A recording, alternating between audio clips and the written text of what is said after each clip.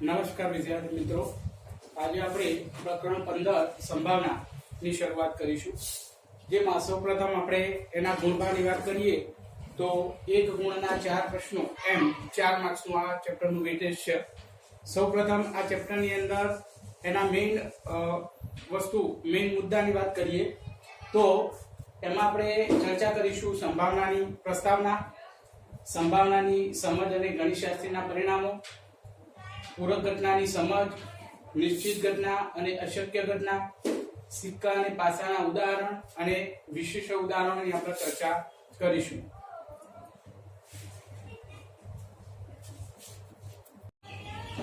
હવે આપણે સંભાવનાની સમજ કેળવીએ.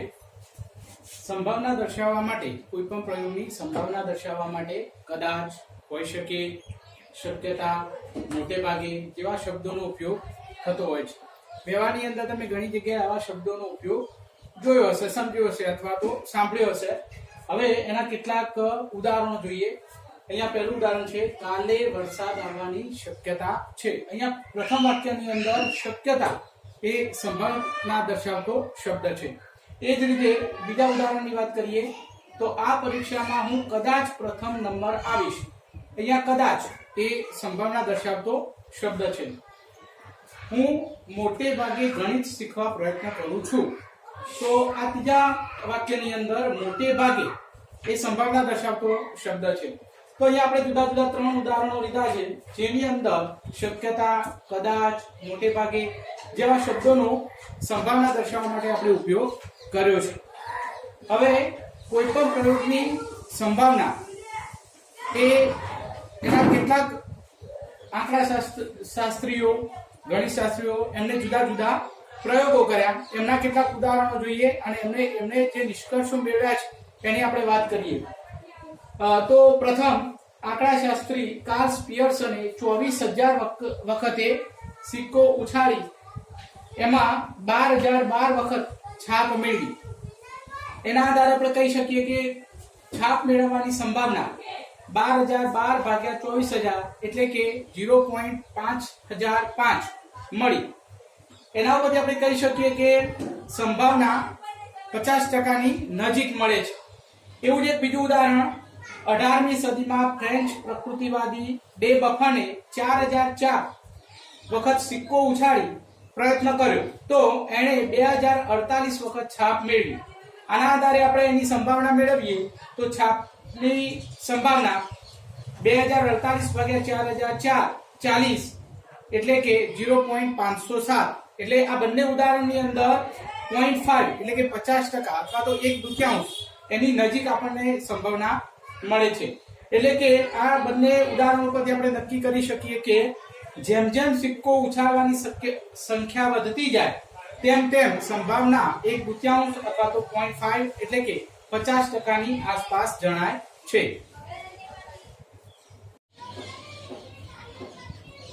હવે આપણે સંભાવનાની અંદર નિષ્પક્ષપાત કોને કહેવાય એની વાત કરીએ. નિષ્પક્ષપાત મતલબ કોઈ પણ સિક્કાને મુક્ત રીતે જે પરિણામ મળે એને આપણે નિષ્પક્ષપાત કહીશું. તો એની ચોક્કસ વ્યાખ્યાની વાત કરીએ તો સમતોલ સિક્કાને ઉછાળતા તેના પર એક બાજુ બીજી બાજુ કરતા વધુ વખત ઉપર આવે તે માટેનું કોઈ કારણ ન હોય શકે. સિક્કા અથવા પાસાના ગુણધર્મને નિષ્પક્ષપાત કહે છે. એનો મતલબ કે કોઈ પણ સિક્કાને ઉછાળીએ તો છાપ વધુ વખતે આવે અથવા કાંટો ઓછી વખતે આવે એવું અગાઉથી આપણે કહી શકીએ નહીં.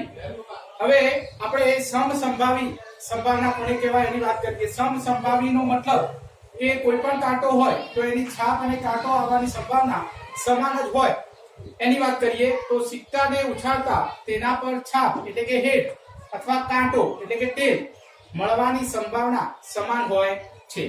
આથી પરિણામ છાપ આવે કે કાંટો આવે તે સમસંભાવી છે, એટલે કે બંનેના પરિણામ સરખા જ હોઈ શકે. હવે કોઈ પણ ઘટના એની સંભાવનાને દર્શાવવા માટે આપણે એને કઈ રીતે દર્શાવી શકીએ એની વાત કરીએ તો કોઈ પણ ઘટનાની સંભાવના નીચે મુજબ દર્શાવી શકાય. દાખલા તરીકે કોઈ ઘટના ઈ છે તો ઘટના ઈ ની સંભાવના દર્શાવવા માટે આપણે P of E નો ઉપયોગ કરી શકીએ અથવા તો P of E વડે દર્શાવી શકીએ. એ જ રીતે ઘટના ઈ ની સંભાવના એટલે કોઈ ઘટના એ હોય તો એ ઘટનાની સંભાવના દર્શાવવા માટે આપણે P ઓફ A વડે દર્શાવી શકીએ. એ જ રીતે ઘટના B ની સંભાવના એટલે કોઈ ઘટના B છે અને એને દર્શાવવા માટેની સંભાવના તો એને આપણે P ઓફ B વડે દર્શાવીશું. હવે આપણે આ ચેપ્ટરની અંદર સંભાવના શોધવા માટેનું સૂત્ર તો એની વાત કરીએ. કોઈ પણ સંભાવના હોય એ સંભાવના દર્શાવવા માટેના સૂત્રની વાત કરીએ તો સંભાવનાની પ્રશિષ્ટ વ્યાખ્યા અનુસાર ઘટના E ની સૈદ્ધાંતિક સંભાવના જેને આપણે P ઓફ E વડે દર્શાવી શકીએ. તો P of E is equal to ઘટના E ઉદ્ભવવા માટેના પરિણામોની સંખ્યા એટલે કોઈ પણ આપણે કોઈ ઘટના E લીધી હોય તો એના પરિણામોની સંખ્યા ભાગ્યા પ્રયોગના કુલ પરિણામોની સંખ્યા એટલે કે આપણે જે પણ પ્રયોગ કર્યો હોય એના કુલ જેટલા પણ પરિણામ હોય એ તો પ્રયોગના કુલ પરિણામોની સંખ્યા એટલે finally P of E is equal to ઘટના E ઉદ્ભવવા માટેના પરિણામોની સંખ્યા ભાગ્યા પ્રયોગના કુલ પરિણામોની સંખ્યા. હવે આપણે આ સૂત્રના આધારે કેટલાક ઉદાહરણો જોઈશું.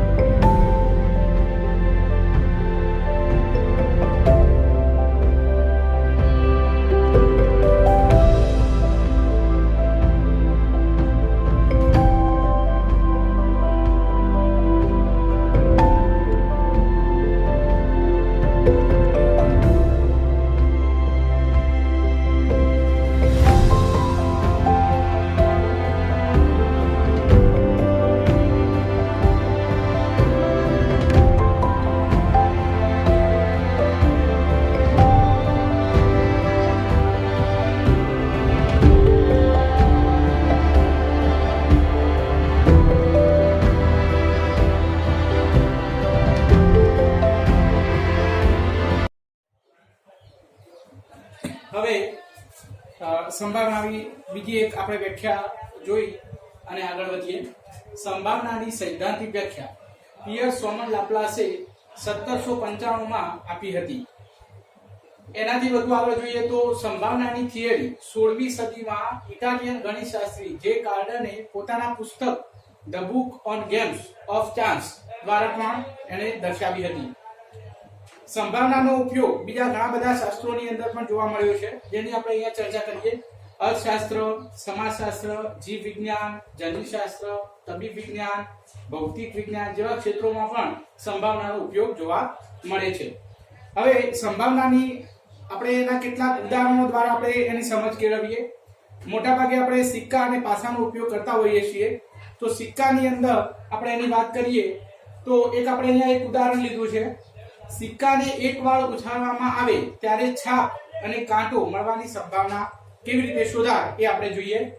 તો સિક્કાને એક વાર ઉછાળતો એના કુલ પરિણામો H અને T એટલે કે છાપ અને કાંટો આવા કુલ એના બે પરિણામ મળે. એટલે આપણે અહીંયા લખ્યું છે કુલ પરિણામોની સંખ્યા 2 મળશે.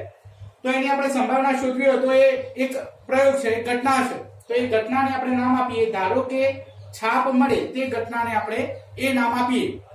તો એની સંભાવના શોધવા માટે એને આપણે P ઓફ A વડે દર્શાવીશું. તો P of A is equal to ઘટના A ના શક્ય પરિણામોની સંખ્યા અપન કુલ પરિણામોની સંખ્યા. ઘટના A ના શક્ય પરિણામો, ઘટના એ ના શક્ય પરિણામો એટલે કે છાપ આવવા માટેની શક્યતા. હવે છાપ અને કાંટો સિક્કાની બે બાજુ હોય, છાપ અને કાંટો એટલે છાપ એક જ હોય, એટલા માટે ઘટના એ ના શક્ય પરિણામ 1 અને કુલ પરિણામ જે આપણે આગળ લખેલા છે 2 એટલે કે 1/2, એનો મતલબ થશે 0.5. કાંટાની વાત કરીએ તો કાંટો મળે તે ઘટનાને આપણે b વડે દર્શાવીએ તો એની સંભાવનાને આપણે p of b વડે દર્શાવીશું. તો p of b is equal to ઘટના b ના શક્ય પરિણામોની સંખ્યા upon કુલ પરિણામોની સંખ્યા. હવે ઘટના b એટલે કે કાંટો મળવાની શક્યતા છે, એટલે સિક્કાની બે બાજુમાં કાંટો એક જ હોય એટલે 1 ભાગ્યા કુલ પરિણામોની સંખ્યા 2 એટલે અહીંયા પણ આપણને સંભાવના મળશે 1/2. 1/2 મતલબ 0.5. હવે એક વાર ઉછાળો, બે વાર ઉછાળો, ત્રણ વાર ઉછાળો તો એના માટે આપણે એક નોંધ જોઈએ. સિક્કો ઉછાળતા મળતા પરિણામોની સંખ્યા માટેનું સૂત્ર છે 2 ની n ઘાત, જ્યાં n એ પ્રયત્નની સંખ્યા છે. જો આપણે એક વાર પ્રયત્ન કરીશું તો n ની જગ્યાએ 1 મૂકીશું તો આપણને એક વાર ઉછાળતો એના પરિણામની સંખ્યા મળશે. જો n ની જગ્યાએ 2 મૂકીશું તો સિક્કો બે વખત ઉછાળતો પરિણામની સંખ્યા મળશે. એ જ રીતે n ની જગ્યાએ 3 મૂકતો સિક્કો 3 વાર ઉછાળતો એના પરિણામની સંખ્યા મળશે.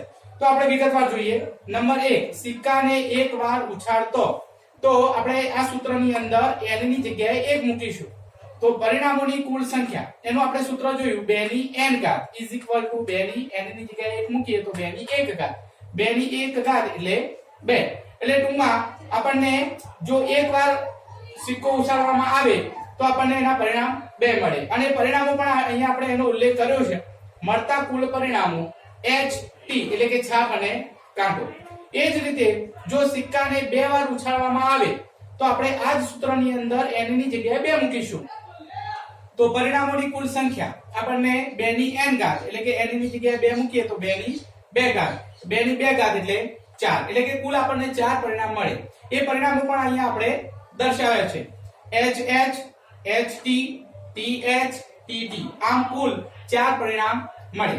આ જ રીતે આગળ વધીએ તો સિક્કાને જો 3 વાર ઉછાળવામાં આવે તો આ જ સૂત્રની અંદર આપણે n ની જગ્યાએ 3 મૂકી શકીએ. જો n ની જગ્યાએ 3 મૂકીએ તો પરિણામોની કુલ સંખ્યા એ આપણને મળશે 2 ની n ઘાત. n ની જગ્યાએ 3 મૂકીએ તો 2 ની 3 ઘાત. 2 ની 3 ઘાત એટલે આપણને જવાબ મળશે 8.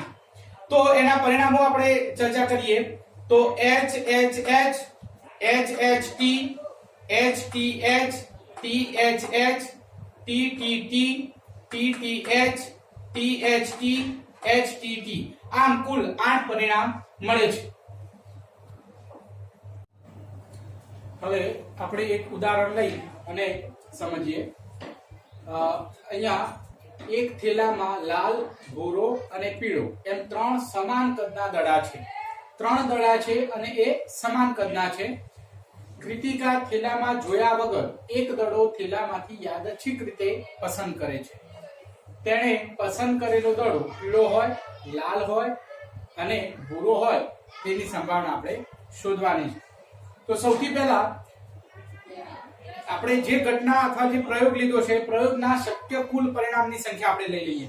તો અહીંયા શક્ય કુલ પરિણામો કેટલા થશે? તો અહીંયા આપણે અલગ અલગ પ્રકારના 3 દડા લીધા છે, લાલ, ભૂરો અને પીળો. એટલે શક્ય કુલ પરિણામો કુલ 3 થશે. હવે 3 ને આપણે ઘટના સ્વરૂપે સમજીએ. તો પહેલી ઘટના લઈએ, ઘટના y. તો પસંદ કરેલ દડો પીળો હોય એને આપણે ઘટના y તરીકે દર્શાવીએ. તો એની સંભાવના જોઈએ p of y. ઘટના y ઉદ્ભવવા માટેના પરિણામની સંખ્યા ભાગ્યા શક્ય કુલ પરિણામની સંખ્યા. તો ઘટના y ઉદ્ભવવાના પરિણામની સંખ્યા એટલે પીળા રંગનો દડો 1 છે માટે 1 અને શક્ય કુલ પરિણામ જે આપણે અગાઉ એનો ઉલ્લેખ કરેલો છે એટલે 3. એટલે p of y આપણને મળશે 1/3. હવે લાલ રંગ માટે વાત કરીએ તો એને આપણે નામ આપીએ ઘટના r. એટલે કે પસંદ કરેલ દડો લાલ રંગનો હોય. તો p of r is equal to ઘટના r ઉદ્ભવવાના પરિણામની સંખ્યા ભાગ્યા શક્ય પરિણામના કુલ પરિણામની સંખ્યા. હવે ઘટના r ઉદ્ભવવાના પરિણામની સંખ્યા અહીંયા લાલ રંગનો દડો 1 છે માટે 1 અને શક્ય કુલ પરિણામ આપણા જોડે 3 છે એટલે 1/3. એ જ રીતે ઘટના b. પસંદ કરેલ દડો ભૂરા રંગનો હોય એટલે કે P of B ઘટના B ઉદ્ભવવાના પરિણામની સંખ્યા ભાગ્યા શક્ય પરિણામની કુલ સંખ્યા। હવે ભૂરા રંગનો દડો 1 છે માટે 1 અને શક્ય કુલ પરિણામ આપણે જોડે છે 3 એટલે કે 1/3।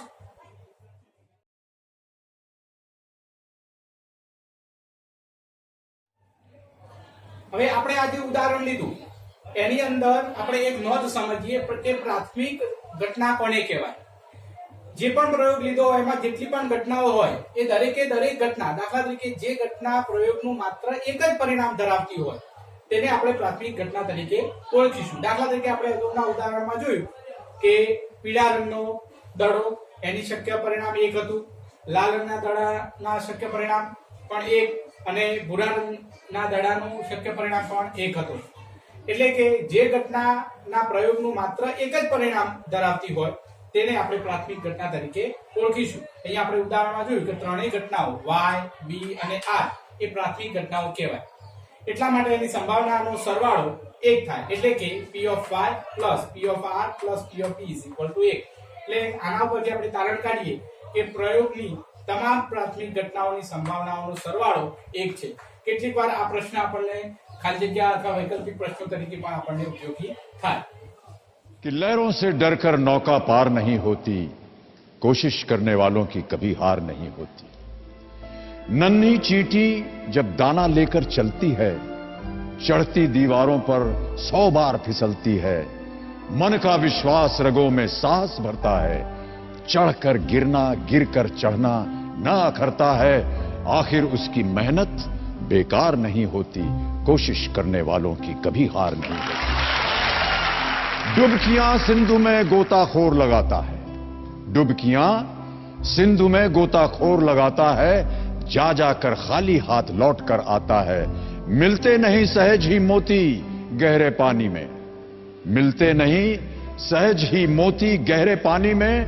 मुट्ठी उसकी खाली हर बार नहीं होती, कोशिश करने वालों की कभी हार नहीं होती।